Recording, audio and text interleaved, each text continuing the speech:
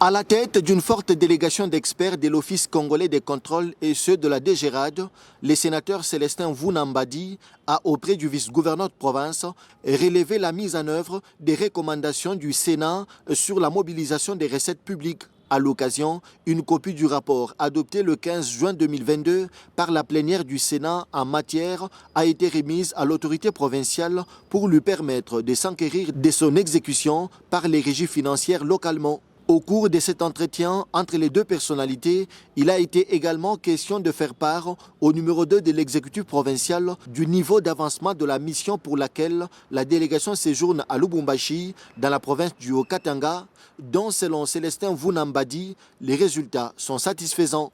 Il faudrait noter que le rapport qui avait été adopté par la plénière du Sénat faisait état de sommes assez importantes à recouvrer par les régies financières, parce qu'il faut noter que le Sénat a eu à évaluer la situation au niveau des régies financières. Ces sommes sont chiffrées par milliards de dollars, plus de 3 milliards de dollars à recettes au niveau de toutes les régies financières, sans compter les missions qui sont en cours, par exemple au niveau de la DGI. Et donc il ne reste plus qu'à recouvrer les montants qui sont dus. Il faut noter qu'il y a un certain nombre d'opérateurs économiques qui spontanément ont pris conscience qu'ils devaient à l'État et qui sont en train de régulariser leur situation. Il y en a d'autres à l'endroit de qui des procédures de recouvrement forcé sont en cours.